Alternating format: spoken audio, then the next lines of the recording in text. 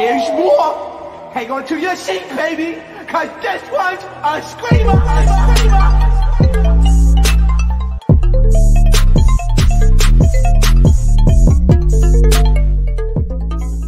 What is going on, entertainers? I'm coming to you guys with another Housewives Hangout. Before I get started, make sure you guys hit that like button, make sure you guys hit that subscribe button, and let me know what you guys think about this video. So if you guys haven't known what this is, Housewives Hangout is basically the Bravo version of the Zeus Town Hall. Okay, so we get into everything Housewives, everything that's going on with the Housewives universe. Okay, so the first thing I wanted to talk about, you guys, was the Real Housewives of Atlanta and Real Housewives of Potomac. You guys, they made a collab and finally collided worlds on the show. Okay, so if you guys can see in this picture, you see Kandi.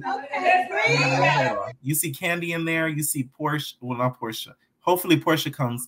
And then you see Manetta, which I don't think she deserved a peach, but we're gonna let her live. We see Marlo, but who's missing is Sheree. And there's this woman with a Carmen Sandiego black hat on, which we don't know who that is. I'm guessing it's a new potential girl getting tested. Apparently, there's about 2-3 potential new girls getting tested. They do need to bring back Portia. As much as I don't like Portia, she's good TV. Because one, she lies. Two, she stirs up controversy. And three, we want to find out about the marriage. We want to know what happened with Simon Guobadia. Okay, Bravo dropped the ball when they let go of Fallon, and they didn't let go of Portia, but like they let her move on. You get what I'm saying? They really dropped the ball because we could have had an epic season that season and made Fallon either a friend of Housewife or gave her a peach and then have Portia still on. It would have been epic television. But no, we didn't end up getting that. So wah, wah, wah. But also, you guys, we see Heavenly, you guys. So Married to Medicine was also in the house. I love me some Heavenly. This be Heavenly during her life. She'd be like, okay, well, now we're not going to come here being messy now. Oliver, let me get that top question. Okay. That's how Heavenly be. I love Heavenly. Like, one of my dreams is to go to BravoCon. Next year, entertainers, we're going to make that possible. Because I want to meet some of these Bravo celebrities, and Heavenly is somebody I want to meet so bad because I think she is hilarious. At first, I ain't like the B. I didn't like the girl, okay? Because I thought she was rude when Mariah was on the show. I was like, I don't like Heavenly. She do too much. She rude. She talk out of turn, blase, blase, blase. But then, as I started watching her YouTube channel, I'm like, bro, this lady is funny.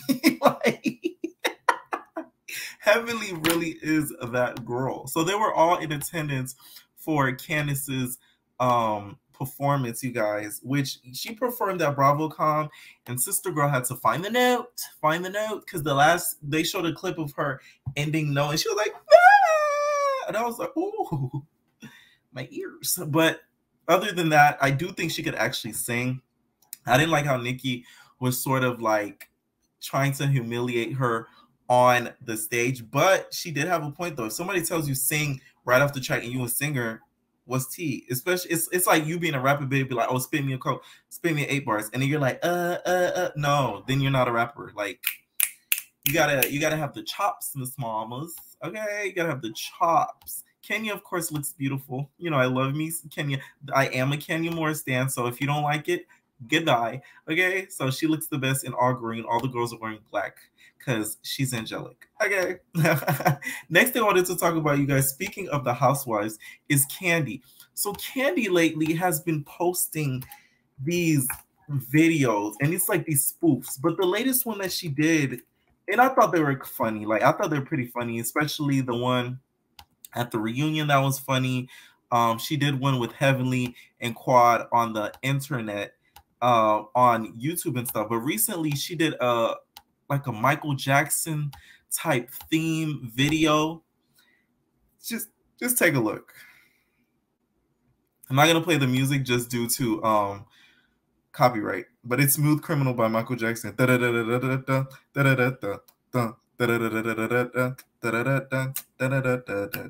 been hit by, you've been struck by a smooth criminal. And then it stops, right? But my whole thing is, what is the purpose of this? Unless she's trying to promote her clothing line, then it's kind of like, why are you doing this? It just doesn't make sense. It's like screaming midlife crisis. But it's rumored to be that Kandi's really bringing it this season, that she's really that girl and she's really popping her ish, because the Bravo, this is the thing what people don't realize. They be making fun of these housewives and stuff like that, but they get paid good coins. It's rumored that Kandi's making $2 million this season. That's more than people will make in their life, and she's making it in 1 year.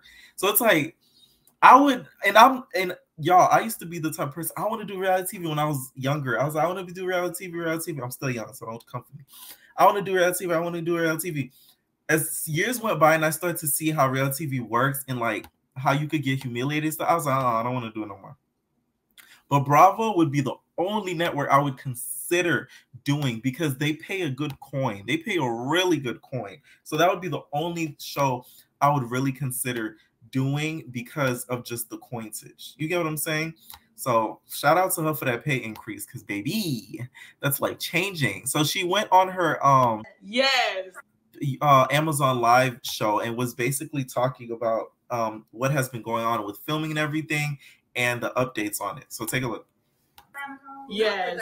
And then she hit me with the other day. It was like, oh yeah, because you want because you need followers. Oh, I got more followers than all of y'all. Like, what are you talking about, lady? It just was so crazy. But I just want to know the number. Shout out to the Real Housewives of Atlanta. I'm telling you, 10.1. We won't do that. But let's just say shout out to everybody from the Real Housewives of Atlanta, regardless of whether we get along or not. This season is already given, and we only been in filming for a few weeks. So yes. I can't wait. What y'all gonna be watching this coming season on TV?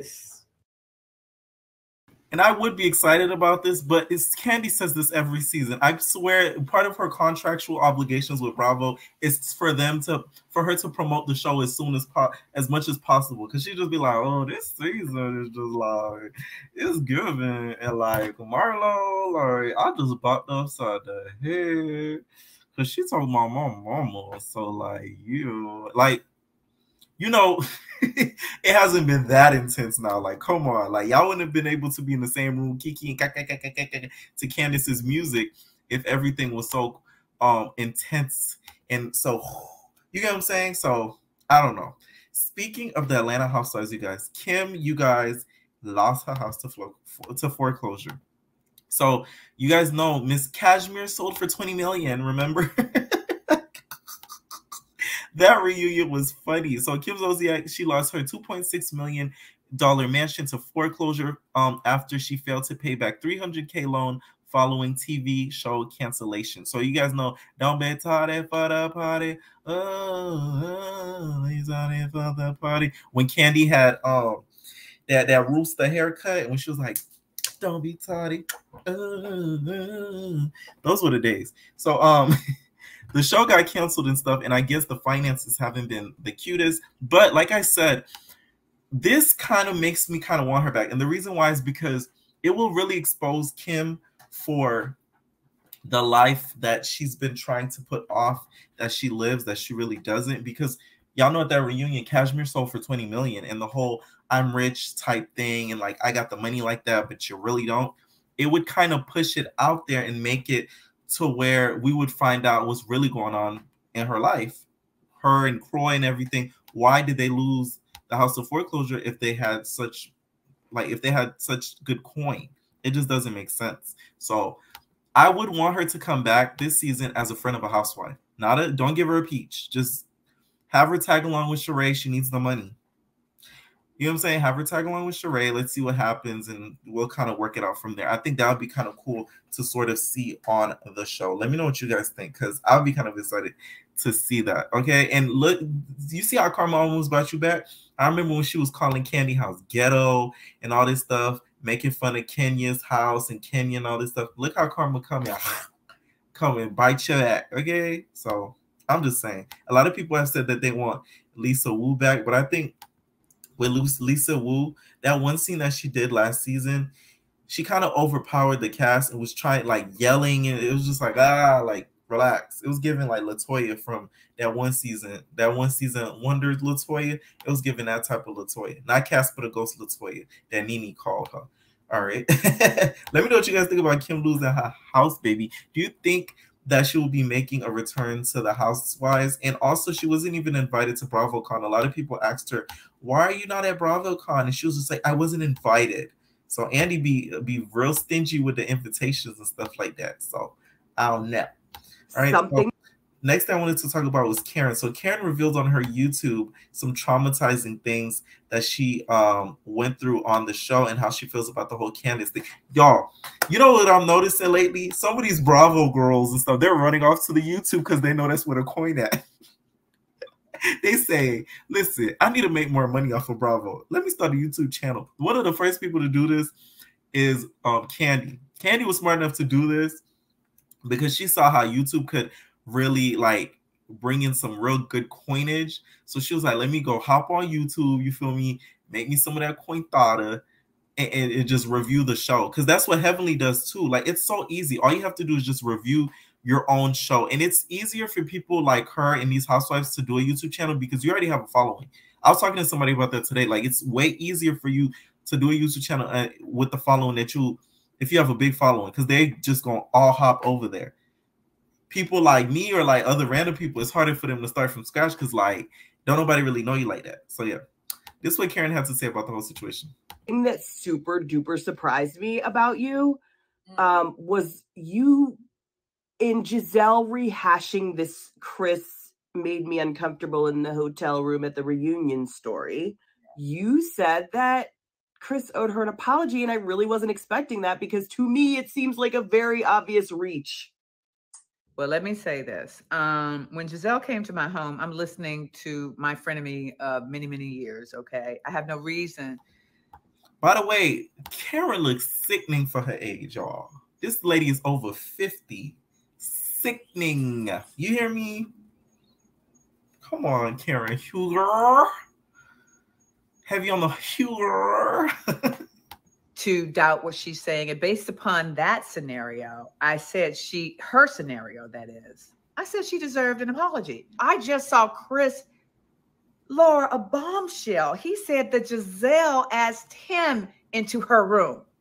That changes the whole scenario for me. You know, I didn't know that. If I had known that, my approach would have been different. The reason why I'm so passionate about this, my stance on this, is I am a survivor. And one, I survived it. Two, I had a very touchy situation on RHOP 3 years ago where I was actually touched and made to feel uncomfortable. So about that, can you elaborate on your YouTube for your subscribers? Like what is this? The one thing I won't do is try and throw someone under the bus, because I said in episode 3, I went to my men. I'm threatened. Unless you come at me in a way that, you know, I got no other recourse but to say, by the way, I genuinely do want the best for them. And so when Giselle says I love her, which is so funny, not necessary to share this story. I won't. But all right, so as you guys can see, she basically was saying that she felt uncomfortable by a cast member. I'm really guessing it's Michael Darby. I'm not trying to accuse people, but like I feel like it's Michael Darby. You know, he fits the bill. In the words of Candace, he's the butt grabbing mother. I was like, so he fits the bill, to be honest. And I'm glad that Karen's being fair about this, regardless of what she went through, and is saying what Giselle is trying to put out there might not be 100% fact, because you did invite him to your hotel room. So how you gonna feel uncomfortable, but you brought him in there? That don't make sense. Like, what are you doing? In the words of Dream Doll, it's just not making sense. So hopefully we get to see more of this play out when Karen actually finds out the truth later on. This whole thing with the whole Giselle thing, I see somebody literally tweet seasons of what marriages that she came for. Like they said, season 1 was Karen, season 2 was Ashley, season 3 was Karen's again, season 4 I think was Monique, season 5 was Wendy, season 6 I think was Mia's or Wendy's, one of them, and then season 7 is Candace. And it was like, oh, Mia, you next, or something like that. They was like, oh, Mia, you next. But I'm like, it's really Robin. Like, I really cannot wait for Robin and Giselle to potentially fall out, because I really do see it coming in the near future. Maybe it's just me. Okay. Last thing I wanted to talk about, you guys, is last two things is Lisa and Rinna. In the words of Garcelle, really, Rinna? Really, Rinna? So she posted this picture of this on Instagram of her holding a Glock. And then she said, when I find me Patrick S. So Patrick S is Patrick Summers. That was the guy that started the whole leaking of the bots thing with the whole Kathy Hilton drama. So a lot of people went crazy when she posted this, because you posting a Glock, glick, glock, peep, pop, click, glock, pop, pop on the internet, and it looks like you're threatening somebody, even though she was trying to be funny about it. But that still kind of whack job. Like, you look crazy. Let a black housewife would have did this, and Andy would have been like, oh my God, that's so ghetto. Oh my God. This is Andy on the radio, you guys. Every time he's on the radio, he'd be like this. Wow, that is something. I mean, it's really, Rinna, she's strange, but wow, amazing. It's an intense season. I mean, the premiere is just gonna wow you. And I'm like, if you don't start breathing into the mic, Andy Cohen, like that, you feel me? Like that. Like, for real. Like, she needs to be, I feel like, next year demoted, because I feel like they just give her diamond again. She's just gonna think all she did was perfect and it's okay. So they feel like if they demote her and still keep her around, so they could kind of like discipline her for what she did to Kandi. For y'all that know the joke, like, discipline her for what she did this season, then it'll be kind of like okay. But if they just give her a diamond back again, Bravo is very much hypocritical, because y'all let so much other stuff not slide, and her sliding away with all of this is kind of crazy to me. Speaking of Beverly Hills Housewives, Heather, you guys sold her house for $55 million. Oh jeez, what kind of money I do. But she sold her house for $55 million, you guys. Rich fish. You hear me? Rich fish. Rich, you feel me? So she sold it, and apparently she's going to be moving to Los Angeles. So a lot of people are rumoring that she is going to join the Beverly Hills Housewives.